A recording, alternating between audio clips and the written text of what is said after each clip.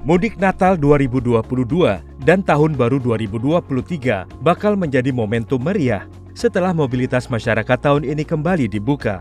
Berdasarkan hasil survei Kementerian Perhubungan, diperkirakan sebanyak 44 juta orang lebih atau 16,3% dari seluruh masyarakat Indonesia akan mudik pada kesempatan ini. Diprediksi, puncak arus mudik pada masa libur Natal akan terjadi pada 23 dan 24 Desember 2022.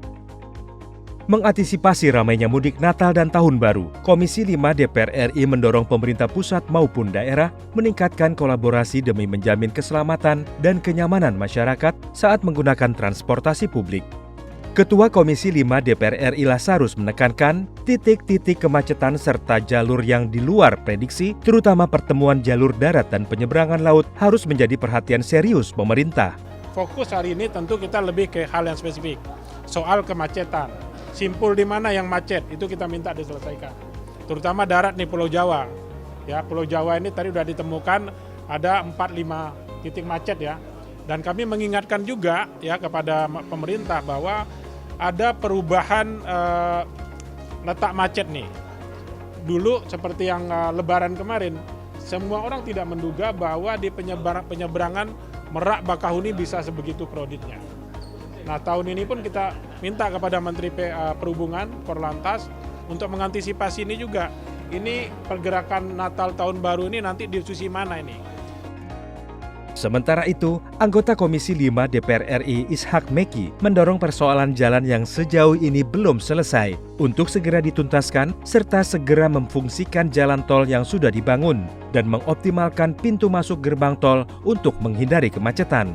Harapan kita di Nataru ini berjalan lancar tanpa ada hambatan segala sesuatunya. Pertama, PUPR bagaimana supaya jalan-jalan yang belum tuntas segera dituntaskan. Kedua, fungsikan jalan tol yang sudah dibangun, minimal fungsionalnya dibuka supaya mengurangi kemacetan.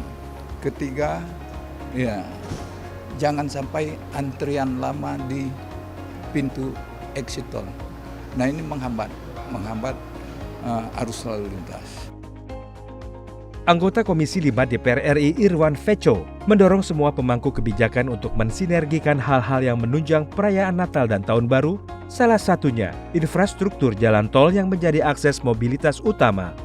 Nah, ini yang kemudian kita sinergiskan di rapat ini, bagaimana kemudian kesiapan transportasi, kemudian alur, kemudian infrastruktur, terutama tol, exit tol yang terhubung dengan kabupaten kota, terhubung dengan pusat wisata, aktivitas masyarakat.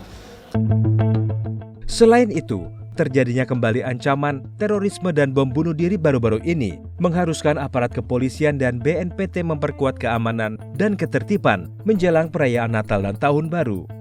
Anggota Komisi 5 DPR RI Supriyansa mendorong aparat keamanan meningkatkan kewaspadaan intelijennya dalam melakukan deteksi kelompok-kelompok yang mencurigakan dan dapat mengancam ketertiban dan keamanan masyarakat. Untuk membantu kepolisian, masyarakat diharapkan lebih peka melihat tingkah laku lingkungan sekitarnya dan melaporkan kepada pihak berwajib jika menemukan hal yang mencurigakan. Olehnya itu, peristiwa-peristiwa ini supaya tidak terjadi lagi, tidak terulang lagi peristiwa seperti ini, maka yang punya peran penting adalah BNPT tentunya yang melakukan langkah-langkah pencegahan di tengah-tengah masyarakat, kemudian kepolisian melakukan deteksi dini terhadap kira-kira kelompok-kelompok masyarakat atau orang-orang tertentu yang memang dianggap bahwa patut kita melakukan edukasi yang baik kepada mereka. Untuk mencegah kecelakaan kendaraan selama mudik Nataru, Komisi 5 juga meminta setiap pihak melakukan evaluasi. Di antaranya dengan menggalakkan uji kelayakan kapal laut, pesawat udara, serta kendaraan darat sesuai dengan standar keselamatan. Perlu juga ada peningkatan informasi cuaca yang dapat diakses dengan mudah oleh seluruh masyarakat. Selain itu, persediaan BBM dan sembako selama masa liburan Natal dan Tahun Baru juga harus tercukupi. Semua itu dilakukan demi kelancaran dan kemeriahan masa liburan yang sudah lama tidak dirasakan oleh masyarakat akibat pandemi yang berkepanjangan. Tim Liputan, TVR Parlemen melaporkan.